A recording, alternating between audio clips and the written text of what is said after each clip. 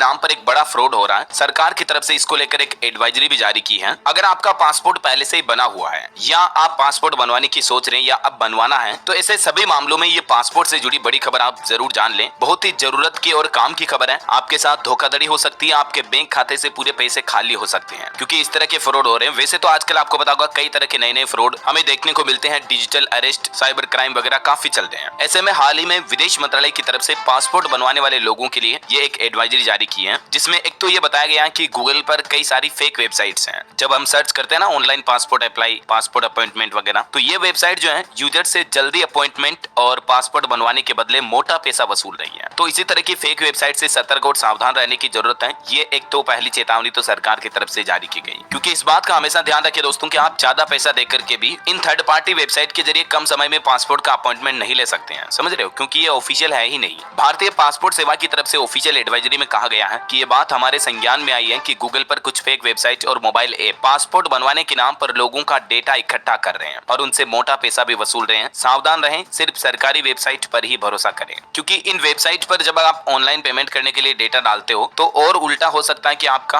Bank खाते से उल्टा पैसा कट जाए, क्योंकि बैंक खाते की क्रेडिट कार्ड, डेबिट कार्ड की डिटेल भी इनके पास चली जाती है। समझ रहे हो। और भी ढेर सारे तरीके होते हैं, ये देख सकते हैं आप। फर्जी वेबसाइट के जरिए स्कैमर्स आपके साथ किस तरह से धोखाधड़ी करते हैं। इनकी वेबसाइट की थीम भी पासपोर्ट की जो ओरिजिनल वेबसाइट है उससे मिलती जुलती रहेगी, तो आप इन्हें सही मानकर पासपोर्ट के लिए यहाँ अप्लाई कर देते हो। फिर आपका नाम, डेट ऑफ बर्थ, जन्म तारीख, पिता का नाम, माता का नाम, सब कुछ डेटा तो इनके पास चला जाएगा। बहुत ही सेंसिटिव जानकारी है जिसका मिसयूज कर सकती है ये थर्ड पार्टी वेबसाइट्स। समझ रहे हो। भारत सरकार द्वारा जो इन फेक वेबसाइट की लिस्ट जारी की गई, इनके कुछ डोमेन नेम भी आप देख सकते हैं। applypassport.org, online-passportindia.com, ये फर्जी वेबसाइट है सब। इनमें से कोई भी ऑफिशियल वेबसाइट नहीं है और ये वेबसाइट का डोमेन एड्रेस भी इस तरह का मिलता जुलता रखते हैं कि लोग बाग कंफ्यूज हो जाते हैं कि यार ओरिजिनल वेबसाइट कौन सी है और फेक वेबसाइट कौन सी है। समझ रहे हो। अगर आप पासपोर्ट के लिए वाकई में घर से ऑनलाइन अप्लाई करना चाहते हैं या आपको अपना पासपोर्ट रिन्यू करवाना है या कुछ भी करना है, तो गवर्नमेंट की जो भारत सरकार की ऑफिशियल वेबसाइट है वो है passportindia.gov.in। किसी भी डोमेन के पीछे .gov.in अगर एक्सटेंशन लगा है तो समझ लो वो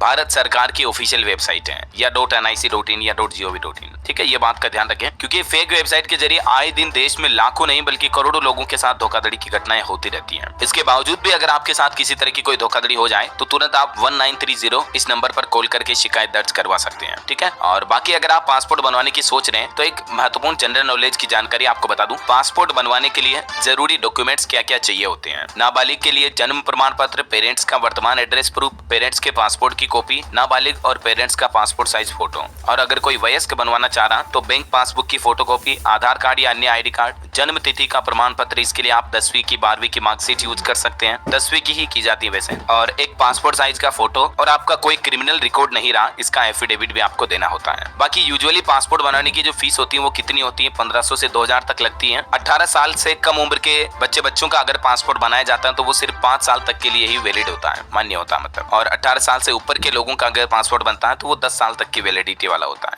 वैलिडिटी खत्म होने के बाद आप उसे रिन्यू करवा सकते हैं। ऐसे अगर आपका पासपोर्ट चोरी हो जाए या गुम हो जाए तो आपको क्या करना चाहिए। जहाँ कहीं भी आप किसी दूसरे देश में हो तो आपको भारत के दूतावास, इंडियन एम्बेसी से संपर्क करना चाहिए। ठीक है। और बाकी दोस्तों इसी तरह से passport, ration card, driving licence, Aadhaar card वगैरह इनसे जुड़े आए दिन कई बार जो नए नियम लागू किए जाते हैं सरकार की तरफ से, तो सबसे पहले मैं आपको अपडेट बता देता हूँ इसी चैनल DLS न्यूज के माध्यम से, है ना। तो आप कभी कोई काम की खबर मिस नहीं कर पाओ, इसके लिए आप मेरे साथ जुड़े रहिएगा। चैनल को सब्सक्राइब करके बेल आइकन जरूर दबा देना और इस वीडियो पर एक लाइक और शेयर भी जरूर कर देना। और हाँ, आप मुझे कमेंट करके बताइए कि हमारे देश में अभी सबसे महत्वपूर्ण डॉक्यूमेंट्स कौन सा है, मतलब किसी भारत के नागरिक के लिए सबसे इंपॉर्टेंट डॉक्यूमेंट क्या है। कमेंट में लिखना आपको उसका नाम, साथ ही इस वीडियो को लाइक और शेयर करके DLS न्यूज चैनल को सब्सक्राइब करके बेल आइकन जरूर दबा देना। जय हिंद, जय भारत, वंदे मातरम।